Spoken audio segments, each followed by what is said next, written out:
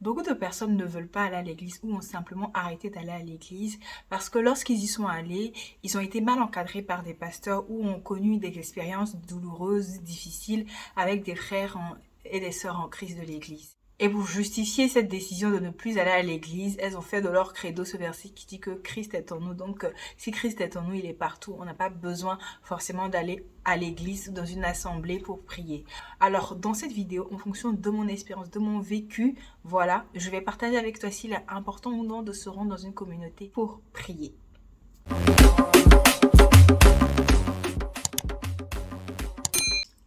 Coucou la famille, j'espère que vous allez bien. Alors je reviens, c'est la rentrée pour moi.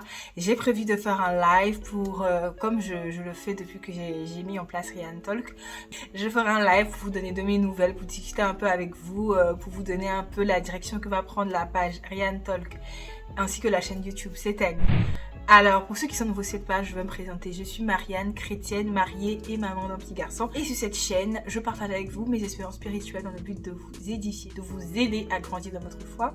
Et je partage aussi des astuces sur la parentalité et tout ça. Alors, si à la fin de cette vidéo, tu te sens édifié, n'hésite pas à t'abonner à la chaîne YouTube, à la page Instagram et à la page Facebook. Voilà.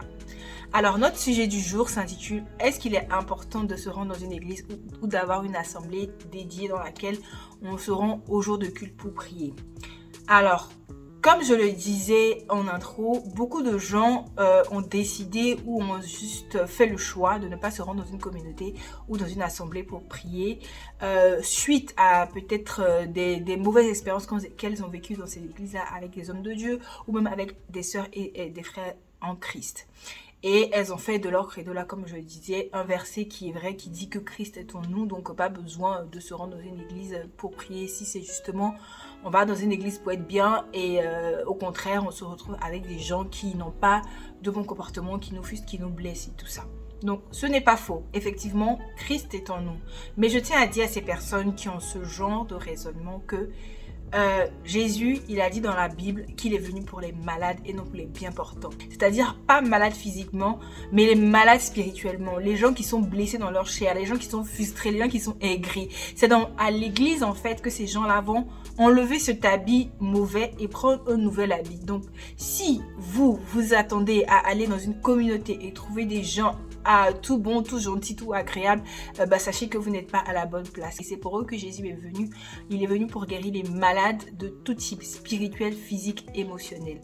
Donc, tout comme toi qui pars à l'église parce que tu es blessé, tu es meurtri, tu cherches une solution à tes problèmes, ce sont les mêmes personnes que tu vas trouver dans cette communauté-là qui sont là aussi pour trouver des solutions, pour trouver la paix du cœur, pour trouver la joie de vivre. Donc, t'attends pas à trouver des gens qui vont t'apporter que de l'amour. Il y aura de la frustration, il y aura des choses qui vont être dites parce qu'il ne reste avant tout que des humains. Même les hommes de Dieu qui nous suivent sont des humains. Cela, beaucoup ont tendance à oublier parce que ce sont des hommes qui ont décidé de servir Dieu. C'est vrai qu'on les prend comme modèle, mais on oublie beaucoup que ces hommes de Dieu sont des humains comme nous, faits de chair et de sang. Il ne faut pas occulter cela. Donc ça, c'est le premier point.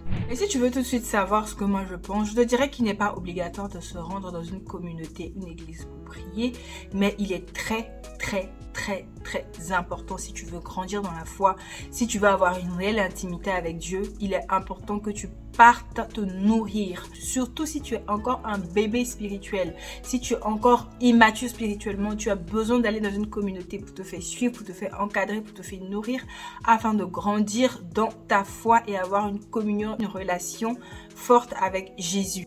Alors je vais partager avec toi ma petite expérience. Quand j'ai rencontré Jésus, quand j'ai accepté Jésus dans ma vie, c'est par les enseignements que j'ai réellement su ce que c'est que d'être chrétien. Tu vas me dire qu'aujourd'hui, on trouve les enseignements partout sur les réseaux sociaux, sur YouTube et tout ça. C'est vrai, c'est le côté positif aujourd'hui des réseaux sociaux, de Internet. On peut trouver l'évangile partout. On n'a pas besoin de se lever seulement pour aller à l'église et avoir l'évangile. Mais une chose est sûre, pour avoir expérimenté les deux, je sais que ce n'est carrément pas la même chose. Et si j'avais seulement suivi les cultes sur les réseaux sociaux, je ne pense pas que je serais la personne que je suis aujourd'hui. Car le fait de me rendre physiquement dans une assemblée a beaucoup joué pour ce que je suis. Pourquoi je le dis? Parce que quand j'ai accepté Jésus dans ma vie, c'est par le biais d'une petite assemblée. On était même en cellule. C'était dans une cellule. C'était chez la mère, c'était chez ma mère spirituelle qu'on priait. Après, on se rendait dans une école les dimanches pour faire le culte. Et après, nous avons trouvé un espace, un endroit qui est devenu par la suite notre église. Donc, le fait de me rendre dans cette communauté-là, et le point positif, c'est que c'était une petite communauté. Donc, entre parenthèses, ne négligez pas les petites communautés car Dieu est partout. C'est là-bas vraiment que j'ai rencontré le Seigneur. Donc, le fait de me rendre, d'avoir cette communauté-là et que la communauté était petite, quand tu es absente, en fait, la mère spirituelle le sait. On sait que tu es absente, en fait, parce qu'on n'était pas nombreux, on se connaissait tous. Et notre mère spirituelle savait qui était là, qui n'était pas là. Et moi, vu que j'étais nouvelle dans la foi et tout, je ne voulais vraiment pas me faire remarquer. Je voulais pas que quelqu'un mette sa bouche sur moi, rien. Du coup, le fait de savoir que mon absence se ferait remarquer si je n'étais pas là. Dans un premier temps, c'est ce qui me poussait à me lever de mon lourd sommeil le matin pour aller à l'église. Honnêtement, c'est ce qui me poussait parce que j'avais pas envie qu'après, elle m'appelle, me dit pourquoi tu n'es pas venue et que je n'avais pas d'excuse parce que c'était juste le sommeil, tout. Je ne pensais pas pouvoir m'en passer. Bref, ça c'est une autre parenthèse. Donc, pour éviter d'avoir à me justifier parce que je n'avais pas de justificatif, je me levais et j'allais faire le culte. Et je peux dire que le Seigneur a fait son travail parce que quand j'y vais, je me concentre, je veux comprendre, je vais avec le cœur pour comprendre, pour être nourri, pour être édifié, pour savoir réellement qui est Christ en fait. Et ce sont les enseignements, c'est pas les prières, c'est pas les prophéties, j'en ai même pas reçu, on m'a accueilli tel que j'étais. Et c'est les enseignements que j'écoutais des différents hommes de Dieu qui passaient dans l'église, qui m'ont fait accepter Jésus, qui m'ont fait me poser des questions sur ma vie. Et c'est ces enseignements-là qui m'ont fait grandir dans la foi. C'était devenu un peu une sorte de drogue faible. J'avais besoin d'y aller chaque dimanche, chaque jour de culte en fait. Surtout les dimanches, je me disais qu'il faut que j'y aille à l'église pour écouter les enseignements, pour écouter la directive que je vais recevoir pour ma semaine. C'était comme si, même si c'est le même évangile qu'on prêche, on dit toujours que la répétition est pédagogique. Plus tu entends, plus tu comprends, ça reste en toi et tu essaies de mettre en application. Et c'est donc grâce à cette manière de fonctionner là, franchement, que j'ai pu grandir dans la foi. Donc l'église, la communauté, le fait de m'y rendre, d'être encadré, d'être suivi, on va dire de me lever, de partir à l'église, d'écouter, de me concentrer pour écouter les enseignements, de dire que c'est ma nourriture et que j'en ai besoin, j'ai besoin de ce carburant là pour pouvoir fonctionner toute ma semaine, ça m'a permis de solidifier ma foi, d'avoir une base dans la foi, d'être connecté à Jésus et de le laisser travailler dans ma vie. Donc pour moi, il est incontestablement important d'aller à l'église. Je ne peux pas concevoir une vie chrétienne sans avoir une communauté, une assemblée où prier. Non, ça je ne peux pas le concevoir. Donc à cette époque-là, pour moi, il était impératif de me rendre dans une église car j'étais un bébé spirituel.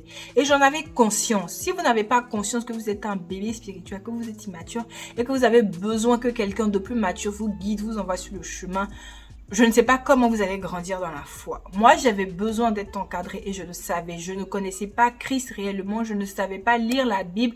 Je ne savais pas comment prier. Donc, grâce à la communauté, à mes frères et sœurs qui m'entourent, à comment les activités sont organisées dans l'église, à la prêche, aux différents serviteurs de Dieu qui viennent et tout ça. Partager des expériences avec mes frères et sœurs. Car oui, c'est bien beau. Je peux suivre mon cursus sur Internet et puis après partir. Mais le fait d'aller échanger avec les gens, voir d'autres personnes prier, ça me permettait de me concentrer. Car effectivement, on a la possibilité aujourd'hui de suivre les cultes en ligne. Aujourd'hui, je vous parle, je suis à Dublin et je n'ai pas, depuis 3 ans maintenant que je n'ai pas eu encore la grâce ou la chance de trouver une église où je m'y sens comme je me sens dans ma communauté ou la communauté dans laquelle je suis en ligne en ce moment. Voilà. Donc, cette communauté-là, je peux me permettre de suivre les cultes en ligne en étant concentré du début jusqu'à la fin. Parce que maintenant, je crois que le Saint-Esprit a travaillé en moi et m'a permis en fait de me disposer, de faire comme si j'étais dans une assemblée pendant que je priais et non pas comme si j'étais chez moi. Mais je vous avoue que même jusqu'à présent, avec ma nouvelle vie de maman et plein de choses, si j'ai quelque chose à faire, comme donner à manger au bébé pendant que le culte est en train de passer, je vais me lever et je vais aller donner à manger au bébé pendant que le culte est en train de passer parce que je suis chez moi. Voilà. Alors que si je suis dans une communauté, je vais prendre mes dispositions, le faire avant. Mais le fait d'être à la maison, ça enlève une certaine sacralité, un certain sérieux qu'on veut faire lorsqu'on veut faire le culte. D'accord? Des fois, j'arrive à me concentrer comme il le faut et faire le culte. Mais des fois, je n'y arrive pas parce que je suis prise par le temps et je dois aller faire autre chose ou quelqu'un me parle, je vais répondre. Alors que si tu es à l'église, que tu es avec ton frère ou ta soeur, il ne faut pas te parler à moins que vous êtes des bavards et que vous n'êtes pas sérieux dans ce que vous faites. Mais quand tu es sérieux, quand tu es avec une personne qui est vraiment venue écouter la parole de Dieu, vous êtes concentré, focus sur l'évangile, sur la prêche. Donc voilà. Pour moi, il est important d'aller dans une communauté afin de grandir avec les frères frères et sœurs, de participer. Oui, tu peux être assis chez toi et avoir des révélations, mais tu seras encore plus utile en allant dans une communauté, en étant réellement au service de Dieu. Mais si tu restes chez toi à la maison en disant je ne veux avoir affaire à personne, je veux juste servir mon Dieu, ben non, tu fais fausse route. Ce n'est pas à ça que Jésus t'a appelé. Ce n'est pas à ça que Jésus veut te voir. Il veut que ton don...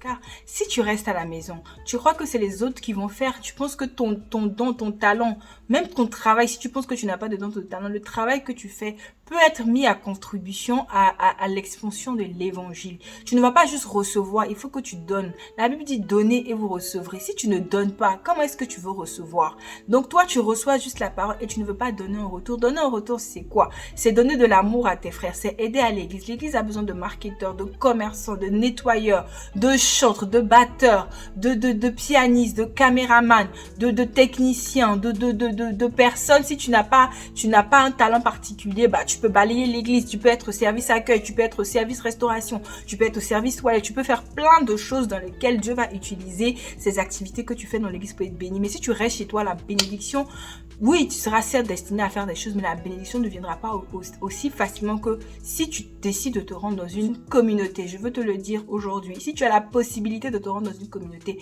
rends-toi dans une communauté où l'évangile véritable de Jésus est prêché. Et si tu me demandes comment savoir qu'on est dans une bonne communauté, si tu te demandes mais comment savoir qu'on est dans une bonne église, il y a tellement de mauvaises églises, il y a tellement de faux bergers aujourd'hui. Comment savoir qu'on est dans une bonne communauté? Eh bien, je t'invite à suivre ma prochaine vidéo que je vais poster la semaine prochaine sur les critères que moi j'ai mis en place, que tu peux utiliser pour trouver la bonne église, la bonne communauté. Alors pour conclure cette vidéo, je veux juste te dire de laisser l'aspect hypocrite que tu crois que les autres ont, l'aspect négatif, les mauvaises expériences que tu as eues, tout concourt au bien de celui qui aime Dieu. Ces mauvaises expériences-là, c'est pour t'apprendre quelque chose, ça a un but dans ta vie. Tu penses que des fois des choses t'arrivent, c'est inutile, mais laisse-moi te dire que si tu es un enfant de Dieu, tout ce qui t'arrive, Dieu peut utiliser ça pour sa gloire demain. Si tu as une communauté à laquelle tu appartenais, dans laquelle tu sentais que l'évangile était vraiment prêché, alors retourne dans ta communauté et concentre-toi sur ton salut. Jésus même, qui est Jésus, il allait souvent dans la synagogue, au temple, pour voir comment les gens se comportaient afin d'utiliser cela pour enseigner, et il y allait pour enseigner aussi.